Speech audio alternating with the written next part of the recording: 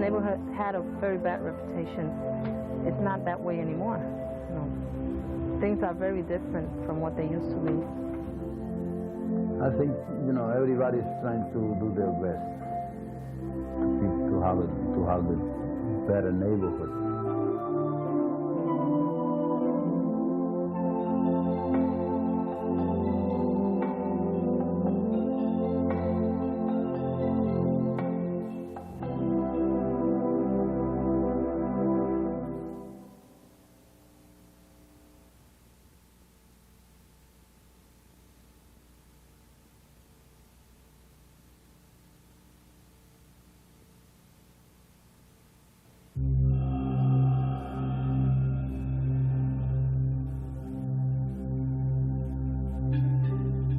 Plagued by blight and arson throughout the 1970s, the Acre Triangle was easily the most decimated neighborhood in the city of Lowell, perhaps even in the state of Massachusetts.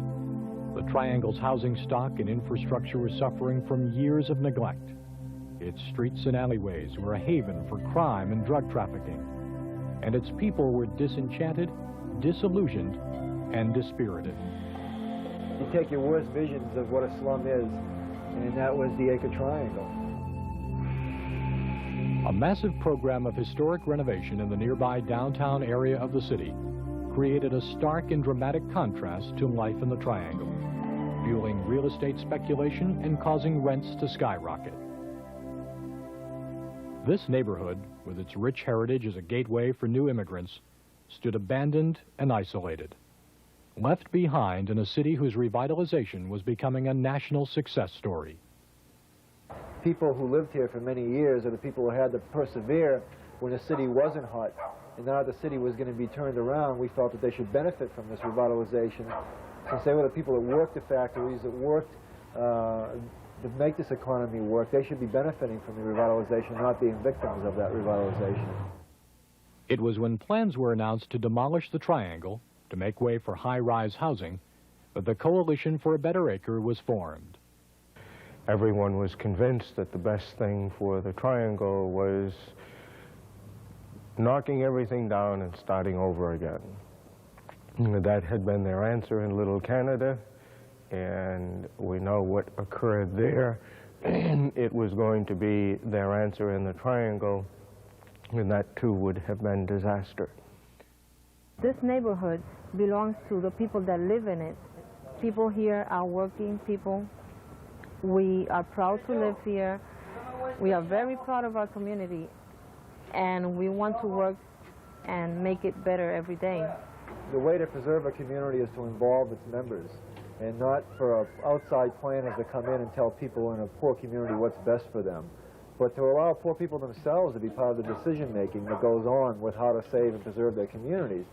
The vision of the Coalition for a Better Acre was to assemble a revitalization plan for the Triangle that would improve and increase the area's housing stock without displacing current residents, at the same time affecting a change in the spirit of the neighborhood by getting residents involved in planning their own destiny. We felt that's always been the missing ingredient among urban planners' attempts to try and save communities in the past, is that it was always other people trying to put down and impose plans for people who lived in a particular community. We wanted to stop that, save the neighborhood, and empower people. The Coalition began empowering people by mobilizing them in a fight to save the Acre Triangle from mass displacement and gentrification. Early on, it wasn't an easy task because no one wanted to listen to what we had to say, and we had to literally fight in order to even be heard. But the Coalition would make itself heard, taking its case to the steps and council chambers of City Hall. We got a clear message from the neighborhood that they wanted to have something happen in the Triangle, but that families should not be displaced. Jim Milanazzo was director of the Lowell Division of Planning and Development at the time of these early negotiations. We were convinced by the Coalition that, in fact, you could do the Triangle project without displacing any of the families in the neighborhood. We felt that at one point that if we went in there with a large urban renewal project, if you want to call it that, that we would have been able to provide, yes, new buildings, but probably different families that did not have a stake in the neighborhood. As the coalition developed its own plan for the triangle, it scored an early and very significant victory. Through involvement with the National Training and Information Center, the coalition secured the support and financial backing of Aetna Life and Casualty. At Aetna's corporate headquarters in Hartford, Vice President Sandy Cloud recalls the decision to include the triangle in Aetna's National Neighborhood Investment Program. So we believe strongly that there was enough of the certain elements there, particularly the strength and commitment of the community organization, that we could develop a partnership with them along with the city and really try and do something significant.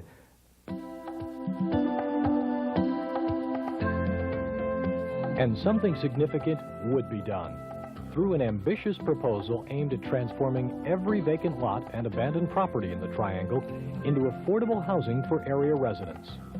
The 38-unit scattered site project called for new construction on 13 empty lots and the rehabilitation of 4 abandoned buildings. Its goal, to provide 24 new home ownership opportunities and add 14 new low-income rental units to the housing mix in the triangle. The project also promised to boost the owner occupancy rate in the area from 1 to nearly 25%. The challenge for the Acre Triangle Home Ownership Project was to develop the properties in such a way that they could remain affordable for low and moderate income residents. It was a challenge that called for creative financing and a willingness on the part of lenders to take a considerable leap of faith. Leading the way locally was the First Bank. Here was a question where we weren't going to have any collateral to speak of. We didn't have people with a track record, and we weren't going to have people who were going to endorse notes personally. And it could have been classified as risky business. But I think what happened to me, at least, one, I saw the need, and I became emotionally involved with the project. Secondly, I became very, very impressed with the people that were running it. They had a lot of credibility in my eyes. I thought, and I felt very deeply that I could hang my hat on them. And thirdly, I thought that this was a great opportunity to do sort of a demonstration project to really show that this type of thing could be done not only in the city here, but in other areas. With the city of Lowell, Aetna, and First Bank in the lead, nearly a dozen public and private sector groups would soon follow, committing over $3 million in financial support for the project.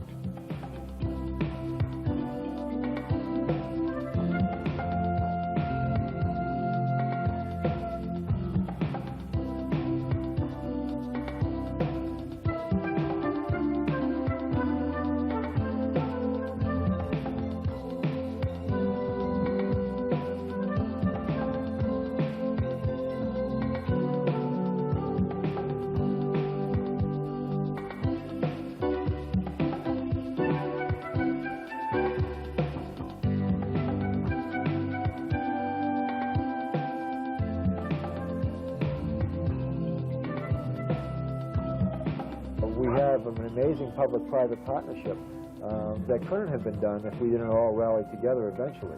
It wouldn't have been done if we hadn't pushed it to happen. It also wouldn't have happened if other people didn't eventually get on board. It shows that the community has come together. We've had a large involvement of the private sector, the banking industry, the financial community. I think they've stood back and taken a long, hard look at the city, and in particular the Acre and the Triangle section, and said that we have to be part of this.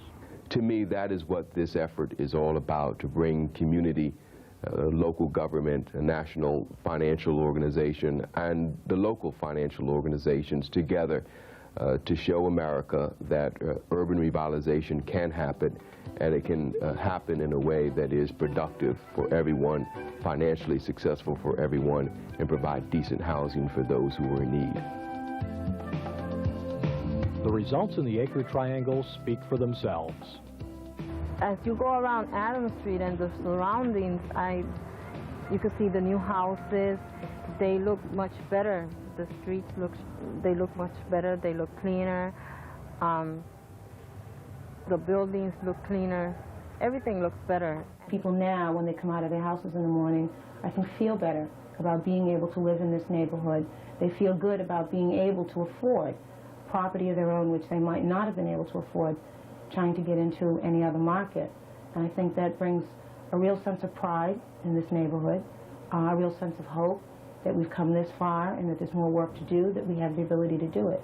And people have a sense of hope, and that's exciting when you can bring hope to a community. They have a feeling of a future, and they know that they're not doomed. There is a possibility. Somehow, even though we're poor and we're struggling, we're going to survive, and we're going to have something that we can call our own, and we're going to be able to stay here.